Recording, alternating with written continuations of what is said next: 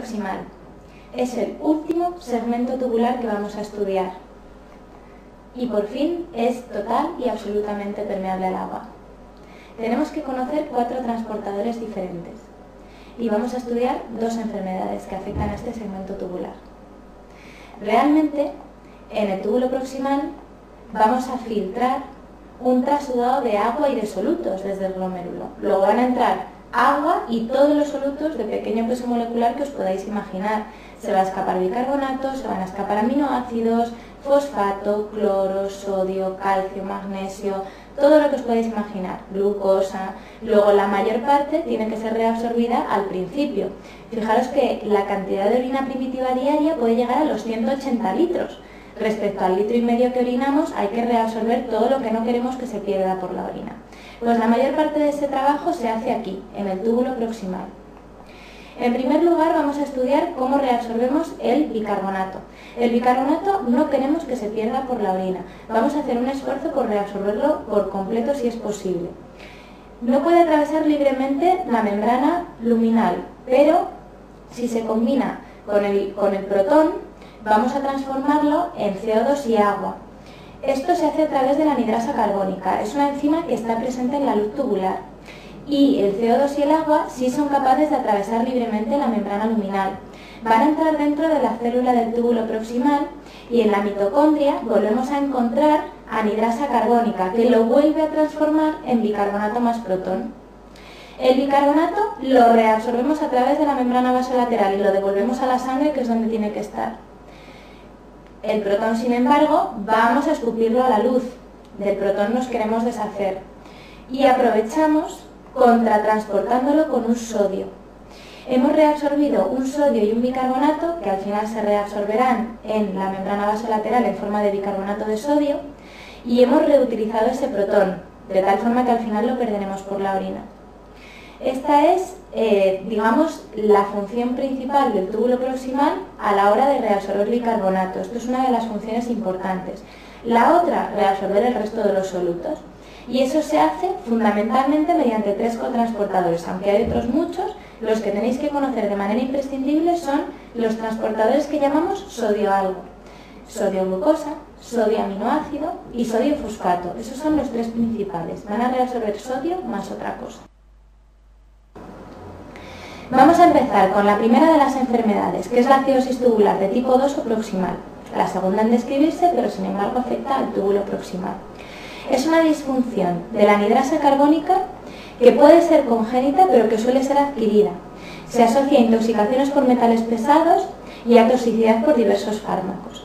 La podemos encontrar también en el contexto de enfermedades donde haya alteración de todo el túbulo proximal, por ejemplo en un mieloma múltiple con proteinuria de Bence-Jones, con afectación de cadenas ligeras en orina, o en un Fanconi, en otras situaciones. En cualquiera de los casos, al disfuncionar la anidrasa carbónica, no seremos capaces de reabsorber el bicarbonato de la orina. Luego, la primera consecuencia es que vamos a tener bicarbonaturia. Perdemos ese bicarbonato por la orina. Orinas, por tanto, alcalinas. Tendremos orinas alcalinas y acidosis metabólica, porque claro, perdemos bicarbonato por la orina. Como cualquier situación de acidosis metabólica crónica, podemos tener algo de hipercalciuria. Podemos usar ese carbonato de calcio del hueso y perder algo de calcio por la orina. Sin embargo, en la acidosis tubular de tipo 2 o proximal es absoluta y totalmente excepcional la formación de litiasis cálcica. Y esto es prácticamente, podríamos decir, que casual, porque cuando la anidrasa carbónica se daña, en el ciclo de Krebs hay un aumento de sustrato, que es el citrato. Existe una eliminación aumentada de citrato a la orina. Y da la casualidad de que el citrato se combina con el calcio, haciendo citrato de calcio, que es soluble. Es decir, no es que no haya pérdida de calcio por la orina, es que el citrato se une con el calcio y lo hace soluble, y desplaza la posibilidad de que el calcio se una al oxalato o al fosfato formando litiasis. Luego es muy raro que en la acidosis tubular de tipo 2 o proximal encontremos litiasis, porque hay hipercitraturia, hay un aumento de citrato en la orina. De hecho, cuando un paciente tiene litiasis, el urólogo le manda fármacos que llevan citrato para que se unan con el calcio y hagan un compuesto soluble que evite la formación de litiasis con el oxalato o con el fosfato. Además de eso, Como ya hemos dicho, vamos a encontrar acidosis metabólica. Al no funcionar la anhidrasa carbónica, también perderemos más sodio por la orina, porque no contratransportaremos ese protón con ese sodio. Al perder más sodio por la orina, llegará más sodio al túbulo colector cortical. Y más sodio al túbulo colector cortical, mayor gradiente electronegativo de cloro y más pérdida de potasio. Luego es frecuente que también veamos hipopotasemia. Con la diferencia de que sí somos capaces de acidificar la orina. Nos sigue funcionando la bomba de protones. Es decir, que una de las diferencias con la tipo 1 o distal es que sí funciona la bomba de protones y sí somos capaces de acidificar la orina. En la tabla resumen, el defecto principal, la disfunción de la anhidrasa carbónica, vamos a encontrar un pH ácido, con un potasio bajo, acidosis con hipopotasemia. Calcio en orina puede estar alto, pero ojo, sin riesgo de litiasis, sin riesgo de nefrocalcinosis. El pH en orina va a estar persistentemente alcalino, pero cuando le inyectamos a nuestro paciente cloruro amónico, sí le sigue funcionando su bomba de protones del colector cortical y sí sería capaz de acidificar la orina con una sobrecarga de protones. Las pistas que nos pueden dar es que el paciente tenga o una tubulopatía proximal por plomo, y una pregunta clásica del MIR que nos dice que el paciente es fontanero, aunque las tuberías hoy en día ya llevan todas PVC, se ha quedado esa pregunta estancada y la siguen preguntando, pero es típica la tubulopatía proximal por plomo, o también que tenga un mieloma o un Fanconi, en el contexto de enfermedades que afectan al túbulo proximal. Como veis, resumiendo, no se parecen demasiado la acidosis tubular de tipo 1 y la tipo 2. La tipo 1 es más grave, afecta al niño, tiene escaso desarrollo estaturoponderal, mayor acidosis metabólica y riesgo de litiasis. Sin embargo, la acidosis tubular de tipo 2 lo más frecuente es que sea adquirida en el contexto de fármacos o de enfermedades que afecten al túbulo proximal. Hay acidosis metabólica, pero no es tan severa, no tenemos riesgo de litiasis.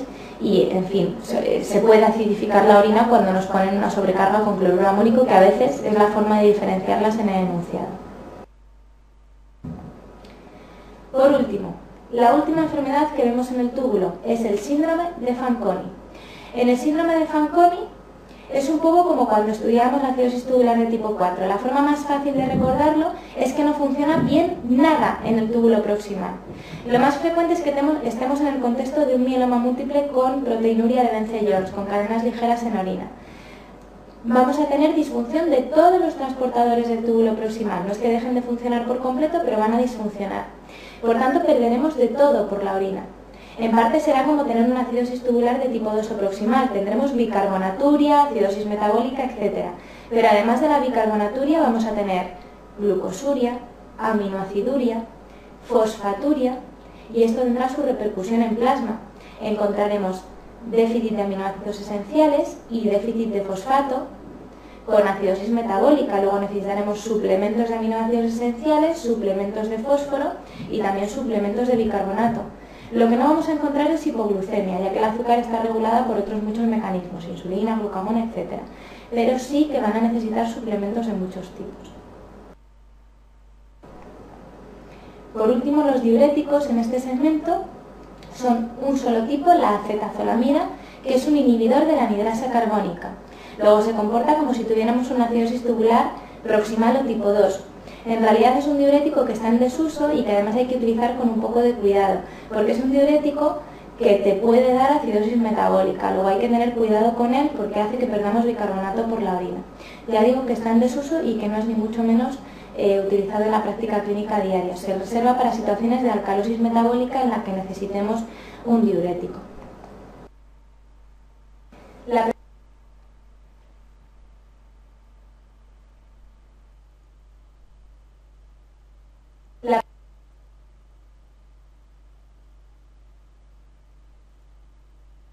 pregunta de desgloses que nos plantean solo tiene la peculiaridad de que tenemos que conservar la calma. Tenemos que tener claro lo que sucede en el síndrome de Fanconi, porque las respuestas son muy enrevesadas. La respuesta correcta es la 3, donde nos hablan de glucosuria, hiperaminoaciduria, acidosis metabólica e hipofosforemia. Tendríamos además hiperfosfaturia, déficit de aminoácidos esenciales y glucemia normal. si miráis despacio el resto de las respuestas, siempre hay algo que es incorrecto, como la hipoglucemia, o nos hablan de alcalosis metabólica, en fin, siempre ponen algo para confundirnos, pero tenedlo claro. Hay bicarbonaturia, hiperaminoaciduria, glucosuria, fosfaturia, con déficit de fosfato y de aminoácidos esenciales, además de la acidosis metabólica. No hay hipoglucemia. Respuesta correcta, la 3.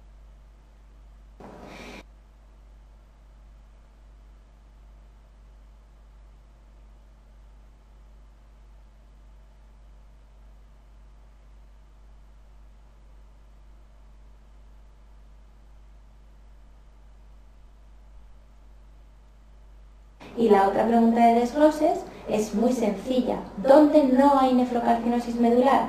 Pues ahora ya sabéis que en la acidosis tubular de tipo 2 proximal es excepcional por esa eliminación aumentada de citrato. No vamos a tener riesgo de litiasis, aunque no conocierais nada del resto de las respuestas que os ponen.